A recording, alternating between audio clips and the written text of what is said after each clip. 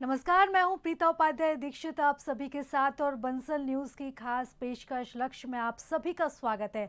अगर आप भी अपने करियर को सुनिश्चित करना चाहते हैं तो ये कार्यक्रम आपके बहुत काम का है, क्योंकि हमारे इस प्रोग्राम में एक्सपर्ट करेंगे आपका मार्गदर्शन और बनेंगे लक्ष्य हासिल करने में आपके मददगार।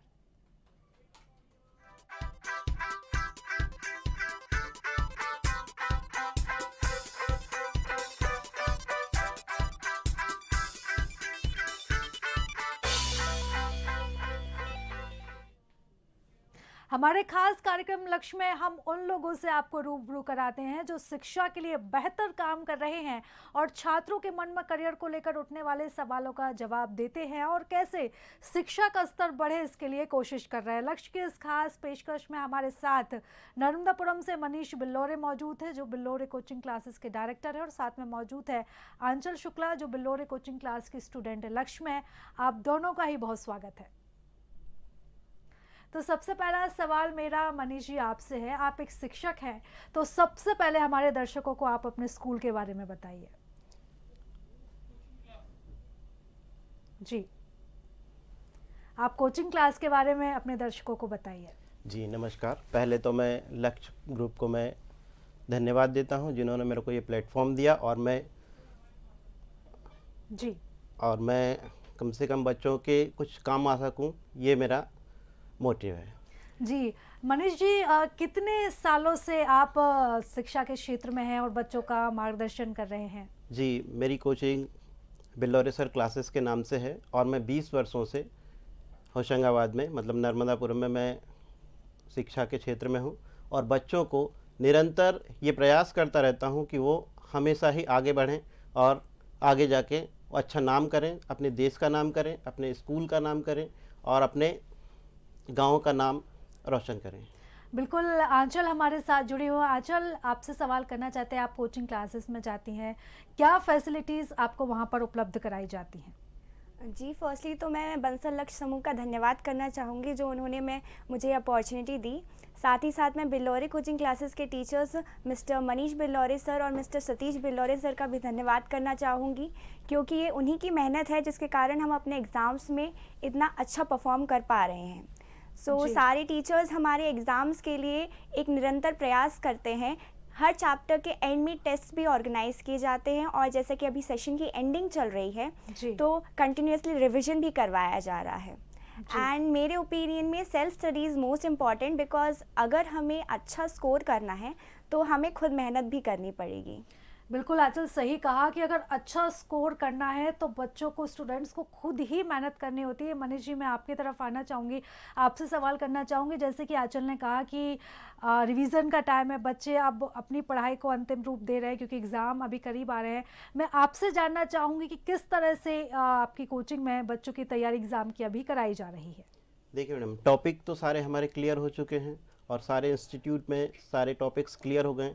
अब मैं उन चीज़ों को उठाता हूं जो बच्चों को कठिन लगती है या जो चीज़ें अभी भी हमारे पास कम से कम 1.5 मंथ है और हम लोग क्या करते हैं कि जो कठिन चीज़ें हैं उसको पहले उठाते हैं और उसके बाद लास्ट मोमेंट पर इजी चीज़, सारी चीज़ों को इजी बनाकर उसके बाद हम लोग और सब्जेक्ट को और ज़्यादा इजी बनाकर और फिर उसमें तैयारी कराते हैं। जी मनीष जी, कई सब्जेक्ट ऐसे होते हैं जिनकी क्लासेस बहुत ही बोरिंग लगती हैं बच्चों को।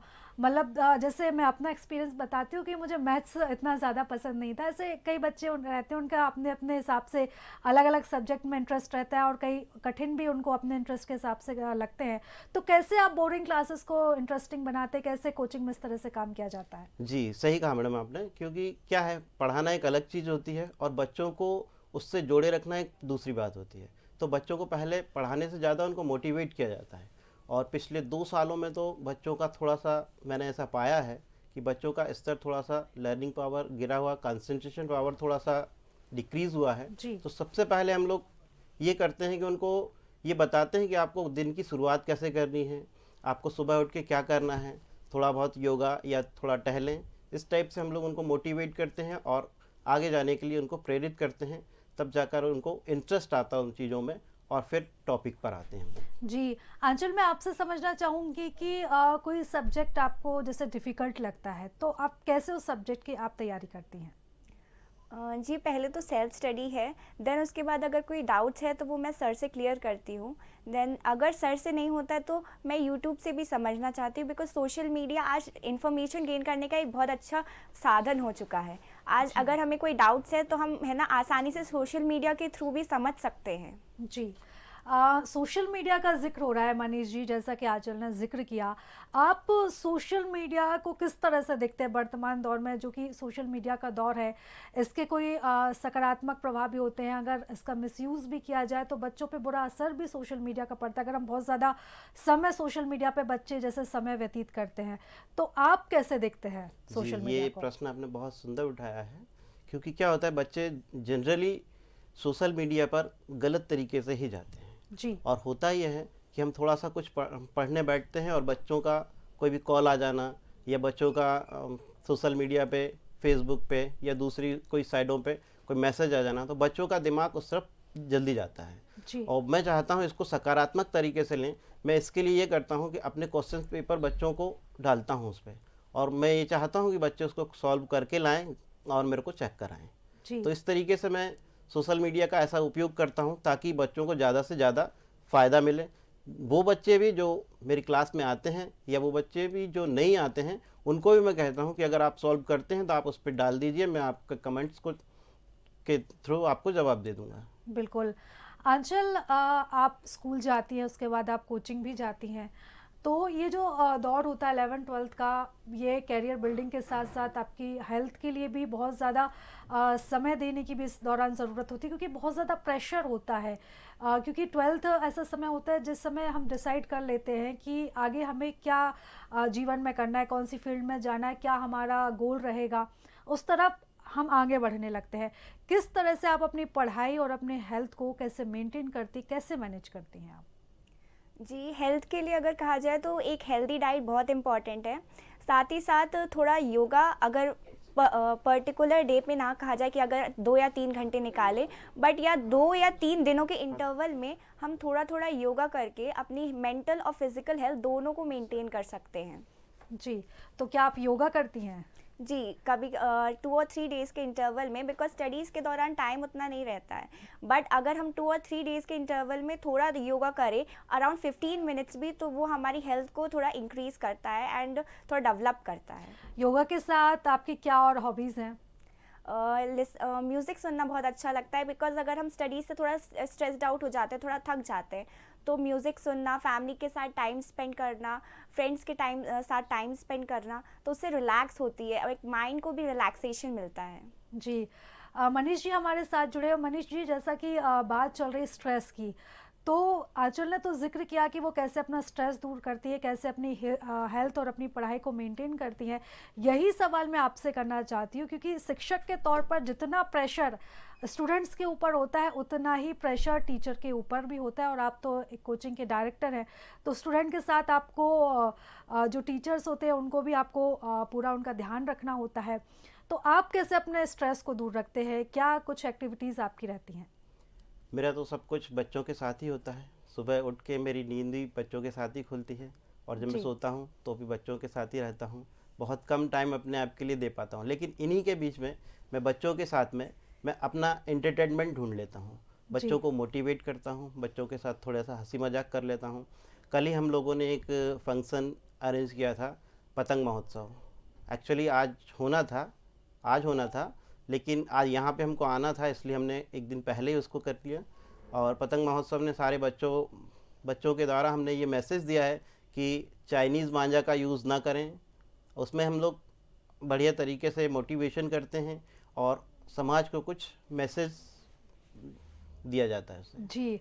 मनीष जी, आपसे सवाल करना चाहती हूँ कि एग्ज़ाम का प्रेशर बच्चों पर बहुत ज़्यादा होता है, और कैसे आप बच्चों को सलाह देते, किस तरह की बच्चों को कोचिंग में सलाह दी जाती, किस तरह की और एक्टिविटीज़ कराई जाती हैं कि पढ़ाई भी हो और बच्चों के ऊपर इतना ज़्यादा प्रेशर बिल्ड ना हो कि वो बहुत ज़्यादा मेंटली परेशान हो जाए उस चीज़ से? जी, इसके लिए सबसे पहले हम बच्चों को टाइम टेबल बनाते हैं कि सुबह उठ के उनको क्या करना है। सबसे पहले मैं उनको सलाह देता हूँ कि सबसे पहले आप उठ के और योगा करें, और उसके बाद फिर आप अपने किसी टॉपिक को हाथ लगाएं, और ज़्यादा आप स्ट्रेस ना लें किसी चीज़ का, क्योंकि अगर ज़्यादा आप उस चीज़ में घुसेंगे ज़्यादा जाएंगे उस चीज़ में तो बार बार क्या डिप्रेशन हो जाता है। जी और इसके बाद क्या होता है, बच्चा थोड़ा सा उसमें इंटरेस्ट नहीं आता है, तो बच्चे को थोड़ा सा ब्रेक लेना चाहिए, थोड़ा घूमना टहलना और टीवी देखना, या गेम खेल सके 10 मिनट के लिए तो वो गेम खेले, इस टाइप से।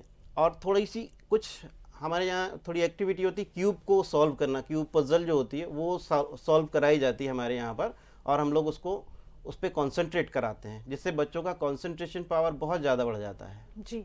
आंचल, मैं आपकी तरफ आना चाहूँगी। आपने जैसा जिक्र किया आप 12th क्लास में हैं, क्या गोल आपने अपनी लाइफ में डिसाइड किया है, क्या करना चाहती हैं आप 12th के बाद? जी, अभी तो पूरा फोकस 12th के रिज़ल्ट पे है, क्योंकि 12th के रिज़ल्ट पे ही पूरी आगे की एजुकेशन डिपेंड करती है। देन मेरा आगे का जो फोकस है वो सिविल सर्विसेज की तरफ है, तो मेरे ज़्यादा यही एफर्ट्स रहते हैं कि मैं ज़्यादा से ज़्यादा नॉलेज गेन कर सकूं, जो मेरे आगे के कैरियर से रिलेटेड हो और उसको डेवलप करे। बिल्कुल। आंचल, टेक्निकल एजुकेशन में आप बंसल समूह की किन नीतियों को पसंद करती हैं? जी, टेक्निकल एजुकेशन के क्षेत्र में मैं बंसल समूह की सभी नीतियों को बहुत पसंद करती हूँ। जैसे कि हमारे टीचर्स हमें कॉलेजेस के विज़िट पे भी ले जाते हैं, तो बंसल कॉलेज के विज़िट के दौरान हमें बहुत सी न्यू टेक्नोलॉजीज़ और इन्फॉर्मेशन गेन करने का मौका मिला। वहाँ के टीचर्स और जो अदर स्टाफ है उन्होंने हमें बहुत अच्छी तरह ट्रीट किया, एंड जो वहाँ के काउंसलर्स हैं उन्होंने हमारे सब्जेक्ट के इंटरेस्ट के बारे में भी पूछा कि जिस सब्जेक्ट में हमारा इंटरेस्ट है वो उसके बारे में फ़र्दर हमें बताएंगे। अगर मैं मेरी बात करूँ तो मेरा इंटरेस्ट सिविल सर्विसेज की तरफ है, तो उन्होंने सिविल सर्विसेज से रिलेटेड भी मेरे बहुत सारे क्वेश्चंस का आंसर किया, एंड उन्होंने हमें बहुत सारी स्कॉलरशिप स्कीम्स के बारे में भी बताया कि कैसे हम उन स्कॉलरशिप स्कीम्स को गेन कर सकते हैं और कैसे वो हमारे आगे की एजुकेशन के लिए हेल्पफुल रहेंगी। बिल्कुल।